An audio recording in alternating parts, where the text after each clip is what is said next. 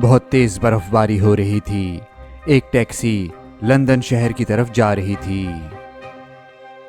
Jack पीछे आराम से बैठा हुआ मौसम को एंजॉय कर रहा था।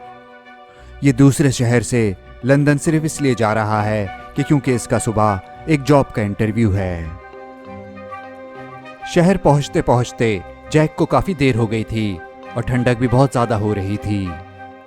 जैक को एक रात गुजारने के लिए किसी होटल में जाना होगा, किसी महंगे होटल में नहीं, ऐसे होटल में जिसको ये अफोर्ड कर सकता हो। जैक एक होटल की तरफ आगे बढ़ा। उस होटल के बाहर एक बोर्ड लगा हुआ था जिस पे लिखा हुआ था बेड एंड ब्रेकफास्ट। जैक ने सोचा कि चलो अच्छा है, यहाँ रात रुक भी जाएगा और सुबह का नाश्ता भी मिल जाएगा। जैक के दरवाज़ा खटखटाने से पहले ही यहाँ का दरवाज़ा खुला और एक बूढ़ी औरत सामने आकर के बोली, तुम्हें रूम मिल जाएगा, अंदर आ जाओ और आते हुए दरवाजा बंद कर देना। ये कहकर के वो औरत अंदर चली गई। जैक ने सोचा कि अभी रात में वो दूसरे होटल कहाँ ढूंढेगा, उसे अंदर चले जाना चाहिए। जैक ने अंदर आकर के चारों तरफ देखा। एक तरफ पिंजरे में तोता रखा हुआ था और घर भी काफी साफ लग रहा था। और अच्छी बात यह थी कि घर अंदर से काफी गर्म हो रहा था। एक तरफ कोने में आग लगी हुई थी और उसके सामने एक कुत्ता बैठा हुआ था। इस औरत ने जैक को बताया, एक रात रुकने का 5 पाउंड है, जिसमें नाश्ता भी शामिल है। जैक कुछ सोच करके बोला, पैसे तो ठीक हैं, मगर मैं पहले यहाँ का रूम देखना चाहता हूँ। ये बात इस औरत को पसंद नहीं आई और बोली, ठीक है, फिर आओ मेरे पीछे, मैं तुम्हें रूम दिखाती हूँ। जैक तो सिर्फ इसलिए कमरा देखना चाहता था कि कहीं सस्ते के चक्कर में वो खराब या गंदा कमरा ना ले ले। कमरा दिखाने के लिए वो औरत इसे सीढ़ियों से ऊपर ले गई। फर्स्ट फ्लोर पर आकर के इस औरत ने जैक को कहा, इस फ्लोर पर एक कमरा मेरा है और दूसरे कमरे में कुछ मेहमान रहते हैं। तुम्हारा रूम ऊपर है, आ जाओ मेरे पीछे। जैक फिर इस औरत के पीछे दूसरी मंजिल पर चला गया। जैक ने जब कमरा देखा तो उसे कमरा पसंद आया। हर चीज़ सलीके से रखी हुई थी, कमरा भी साफ सुथरा था और यहाँ ठंडक भी नहीं थी। कैसा लगा रूम तुमको? जी कमरा तो साफ सुथरा है, मुझे पसंद आया। अच्छी बात है, फिर तुम अपना सामान रख करके थोड़ी देर में नीचे आ जाओ। तुमने गेस्ट बुक साइन नहीं की जिसमें तुम्हें अपना नाम और एड्रेस लिखना होगा। ये कहकर के वो औरत चली गई। जैक खुश हो रहा था कि चलो कम पैसों में इसे अच्छा रूम मिल गया। यह आंटी नीचे किचन में कुछ काम कर रही थीं। जैक मुंह हाथ धो करके थोड़ी देर में नीचे आया और बोला, मुझे अपना नाम और एड्रेस कहाँ पे लिखना है? तोते के बराबर में डायरी रखी हुई है, उसमें लिख दो।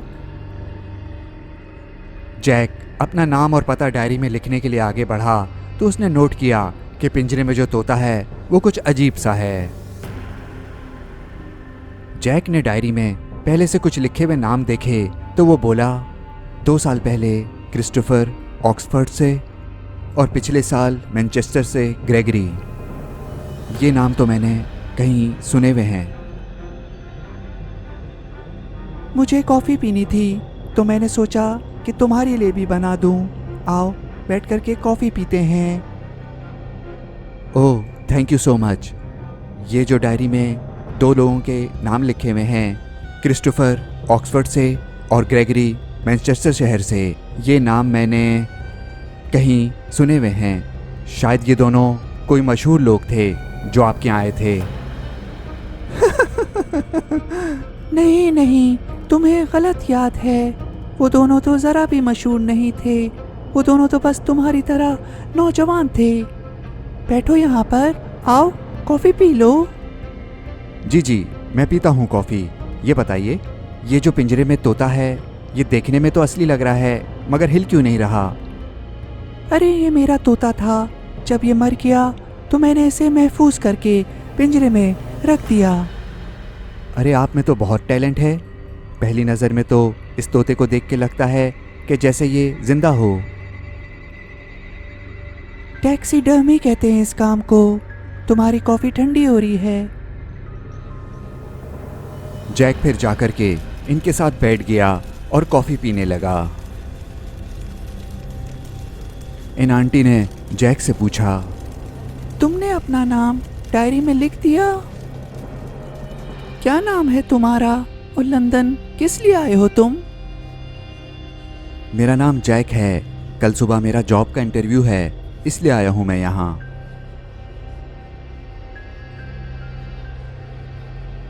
कॉफ़ी कैसी है?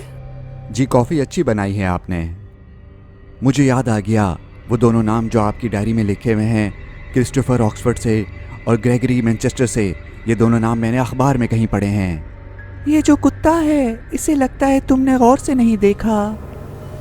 अरे उस वक्त से मैं सोच रहा हूँ कि शायद ये सो रहा है। आपने तो वाकई कमाल कर दिया। ये तो देखने में बिल्कुल ज़िंदा लग रहा है। मरी हुई चीज़ों को इस हाल में रखना कि वो देखने में ज़िंदा लगें, ये तो काफ़ी मुश्किल काम होगा, और ये करने में आपको तो काफ़ी टाइम लगता होगा। हाँ, वक्त तो लगता है, मगर मुझे ये काम अच्छा लगता है, क्योंकि जो आपको पसंद होते हैं वो हमेशा हमेशा के लिए आपके साथ हो जाते हैं। तुम्हारी उम्र क्या है? मैं कुछ दिन पहले ही 22 ईयर्स का हुआ हूँ। वाह, तुम तो अभी बहुत यंग हो। क्रिस्टोफर जब यहाँ आया था तो वो भी 22 ईयर्स का था और ग्रेगरी 24 ईयर्स का। इतने सालों में आपके यहाँ सिर्फ 2 ही गेस्ट आए। आप ज़्यादा लोगों को घर में नहीं रखती क्या? ठीक कह रहे हो तुम। मुझे बस जो लोग पसंद आते हैं मैं उन्हीं को किराए पे घर देती हूँ। जैक अचानक खड़ा हो गया और बोला, अरे मुझे याद आ गया कि मैंने इनके नाम कहाँ पढ़े थे। इन दोनों के नाम अखबार में आए थे कि क्रिस्टोफर 2 साल पहले और ग्रेगरी 1 साल पहले लंदन आया था, और फिर ये लोग गायब हो गए। पुलिस इन्हें ढूंढ रही है, मगर किसी को नहीं मालूम ये कहाँ चले गए। अरे ये अखबार वाले भी ना जो दिल में आता है लिख देते हैं। क्रिस्टोफर और ग्रेगरी कोई गायब नहीं हुए हैं, ये दोनों तो मेरे साथ रह रहे हैं। अरे क्या बात कर रही हैं आप? ये दोनों आपके यहाँ हैं और घर वाले इनके परेशान हो रहे हैं इनके लिए। तुम्हारे लिए और कॉफ़ी बनाऊं क्या? नहीं नहीं, ये क्या हो रहा है? मुझे चक्कर सा आने लगा। ये मेरी तबीयत ठीक नहीं लग रही, मुझे सांस नहीं आ रहा। ऐसा क्या हो रहा है मुझे? मेरे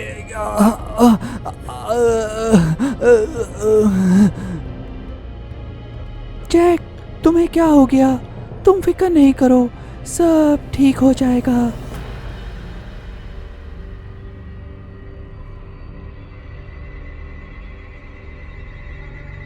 क्रिस्टोफर, ग्रेगरी, आप लोगों के कमरे में कल से एक नया लड़का रहेगा।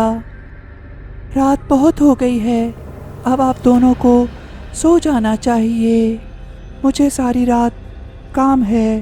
गुड नाइट, सो जाओ, मैं जा रही हूँ, बाय बाय। फिर ये क्रिस्टोफर और ग्रेगरी को गुड नाइट कह करके यहाँ से चली गई। ग्रेगरी आराम से बिस्तर पर लिटा हुआ था, जबकि क्रिस्टोफर बिस्तर पर बैठा हुआ किताब पढ़ रहा था। मगर ये दोनों ज़रा सा भी नहीं हिल रहे थे, और हिलते भी कैसे, क्योंकि ये दोनों तो जिंदा ही नहीं थे।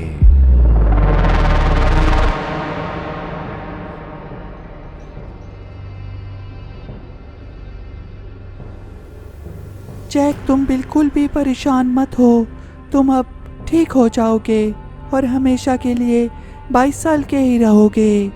बहुत दिनों के बाद कोई मुझे इतना पसंद आया जिसे मैं अपने घर में हमेशा के लिए रख सकती हूँ।